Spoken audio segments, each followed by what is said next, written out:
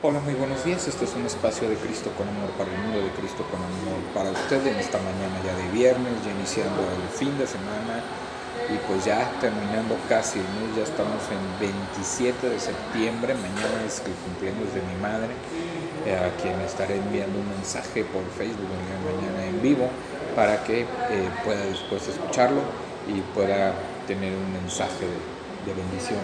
Pero bueno, pues comenzando nuestro tema devocional, la serpiente y el triciclo. ¿Cuántas veces nos hemos encontrado en situaciones en las que conocemos una parte de la historia o nada más conocemos una parte de la realidad de lo que ha pasado, o a veces nada más conocemos la parte de nuestro lado y no la parte de la historia del otro? Y no quiere decir que sean dos historias, simplemente son dos percepciones o dos formas de ver la historia, y a veces nos quedamos nada más con la que nosotros tenemos, y a veces tenemos que ir de alguna manera lograr ver el contexto de la realidad por medio de diferentes testigos, por medio de diferentes personas que hayan visto esas cosas, que las hayan vivido, que hayan estado ahí presentes.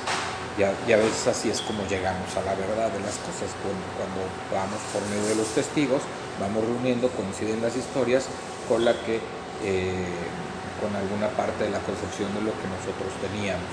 Por eso eso es muy importante. Siempre es importante coincidir. Una de las cuestiones más importantes es que la Biblia siempre coincide. La Biblia coincide con todas las historias, coincide con todas las profecías, coincide con el mensaje de Jesús. Todos coinciden con la misma parte de la historia de Jesús. Hay unos evangelistas que se enfocan en algunos hechos de Jesús y otros que se enfocan en otros, pero en la naturaleza de los 4 libros está la consistencia de lo que vino a hacer Jesús. Entonces realmente el libro desde el Génesis hasta el Apocalipsis es una consistente historia de Jesús. El centro de la historia de la Biblia es Jesús, y toda la Biblia confirma realmente la venida del Mesías, lo que iba a hacer, cómo iba a morir, todas estas cosas. Y eso es lo que después de de conformar toda esta historia de los 66 libros de la Biblia, es lo que nos lleva a ver el contexto céntrico de Jesús, del mensaje del Mesías y de un mensaje de salvación de Dios para el hombre. Entonces, vamos a iniciar. El estudio está tomado de Lucas 1, del 1 al 4. Dice la palabra de Dios: puesto que ya muchos han tratado de poner en orden la historia de las cosas que entre nosotros han sido ciertísimas, tal como nos lo enseñaron los que desde el principio lo vieron con sus ojos y fueron ministros de la palabra.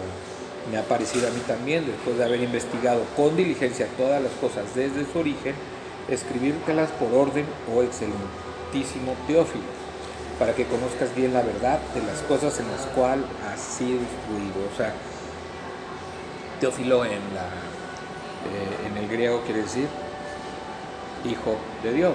Está escribiendo a todos los hijos de Dios, a todos los que han sido instruidos en el Evangelio o están siendo instruidos en el Evangelio, y que para que sepan la verdad de todas las cosas que han sido narradas en toda la parte de la historia de la Biblia, de la historia del Evangelio, de la historia de redención, que todo es cierto, porque él también se ha dado a la tarea, le está diciendo Lucas, de investigar todos los hechos de tal manera que los considera ciertos. Acuérdense que la palabra de Dios, ¿verdad?, fue inspirada por el Espíritu Santo. Por lo tanto, toda la palabra de Dios es cierta, porque la misma palabra de Dios, la Biblia, es la palabra de Dios, y Dios nunca miente, no es hombre para mentir. El versículo central es el versículo 3, y se me ha parecido también a mí, ¿verdad?, después de haber investigado con diligencia todas las cosas desde su origen, escribírtelas por orden, oh excelentísimo Teófilo. Durante años había repetido una historia de mi infancia en Ghana, según la recordaba, Mi hermano había detenido nuestro triciclo de hierro sobre una cobra pequeña, la cual quedó atrapada bajo la rueda delantera. Sin embargo, después de que mi tía y mi madre fallecieron, descubrimos una carta donde mi mamá relataba el incidente. En realidad, yo había estacionado el triciclo sobre la serpiente y mi hermano había corrido a contarle a mamá. Su relato como testigo, escrito cerca del suceso, revelaba la realidad. El historiador Lucas entendía la importancia de los registros precisos. Explicó cómo la historia de Jesús les fue entregada por los que desde el principio lo vieron con sus ojos, ¿verdad? Me ha parecido escribírtelas por orden. Le escribió a Teófilo para que conozcas bien la verdad de las cosas en las cuales has sido instruido. El resultado fue el Evangelio de Lucas. Después, en su introducción al libro de Hechos, Lucas dijo sobre Jesús: después de haber padecido, se presentó vivo con muchas pruebas indubitables. Esto en Hechos 1:3. Nuestra fe no se basa en rumores ni en deseos ingenuos. Está arraigada en la vida bien documentada de Jesús, quien vino a darnos paz con Dios. Su historia es veraz. Padre, gracias por preservar la historia de Jesús en las páginas de la Biblia. La fe genuina está arraigada en la verdad. Nosotros conocemos la verdad, por eso Jesucristo dijo que iban a venir falsos profetas con doctrinas, con leyendas, con fábulas, ¿verdad? Y pues esas fábulas, esas historias, esas leyendas de otras religiones no pueden ser verdad, porque no hay una coincidencia histórica, no hay testigos que hayan visto, no sé, los diferentes dioses, o que verdaderamente hayan construido bajo las bases de la verdad que está en Dios. Entonces, por eso dice la palabra de Dios que de repente vendrán tiempos en que todos estén deseosos de oír, pero de oír leyendas, de oír fábulas, de oír cosas que a ellos les gusten, que a ellos les fascinen, ¿verdad? Había la cultura, cuando Pablo va a Roma, ¿verdad? Se da cuenta que en Roma había mucha idolatría y que había diferentes dioses, de diferentes estatuas de diferentes dioses. Y dice que se enardeció su corazón, o sea, se conmovió cómo pueden tener tantos dioses y hay un solo Dios, ¿verdad? Y dice que cuando les empezó a hablar, y que él dijo, bueno, yo quiero hablarles, ¿verdad? Y quiero decirles de Jesús, de Dios mismo, de su salvación, de cómo fue a la cruz, la redención, la resurrección. Y dice que como ahí en esa cultura les gustaba escuchar, ¿verdad?, de las diferentes corrientes, filosofías, doctrinas, religiones que había, y dijo, bueno, pues vamos a ver qué trae de nuevo, ¿verdad? Pues nos parece interesante esta nueva doctrina que trae Pablo, que nos hable de ella. Y Pablo comienza diciendo, ¿verdad? Precisamente Pablo comienza diciendo, ¿verdad?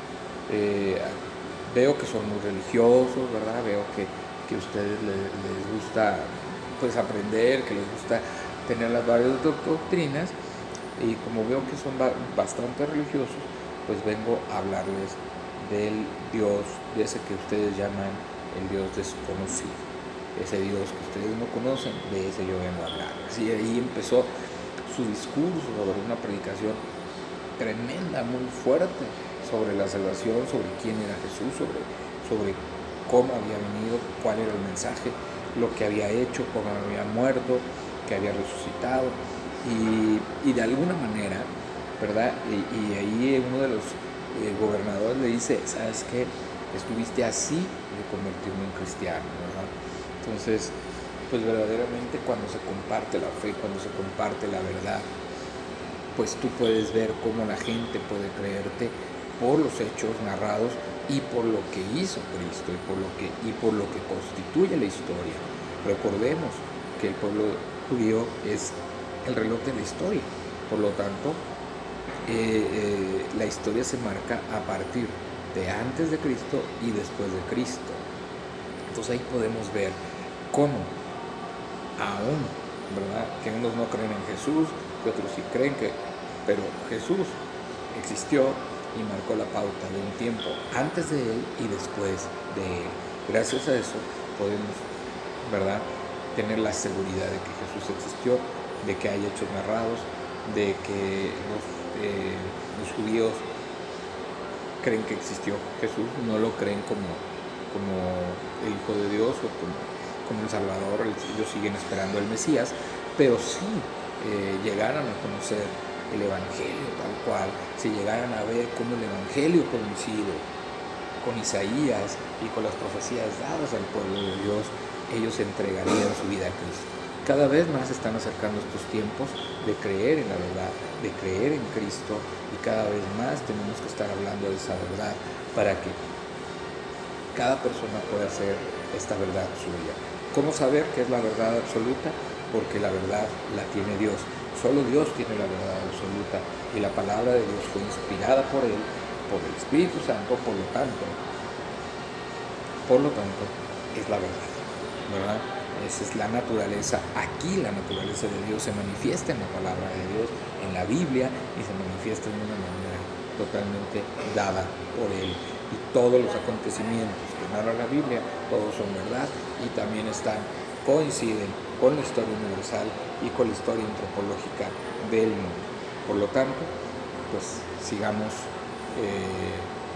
conociendo la verdad, vayamos a la palabra de Dios, sigamos leyendo de ella, sigamos preparándonos, sigamos entendiéndola, que nos sirva como un manual de vida, pero también que nos sirva que ese manual de vida contiene la verdad misma, que es Jesús. Jesús lo dijo, Jesús es el camino, la verdad y la vida, y nadie puede ir al Padre si no es por Él. Entonces, pues ahí les dejo esta verdad que está contenida en la palabra de Dios. Que Dios les bendiga. Este fue un espacio de Cristo con amor para el mundo, de Cristo con amor para usted. Que tenga un buen inicio de fin de semana, un buen viernes, y que Dios les siga bendiciendo y acompañando. Este fue un espacio de Cristo con amor para el mundo.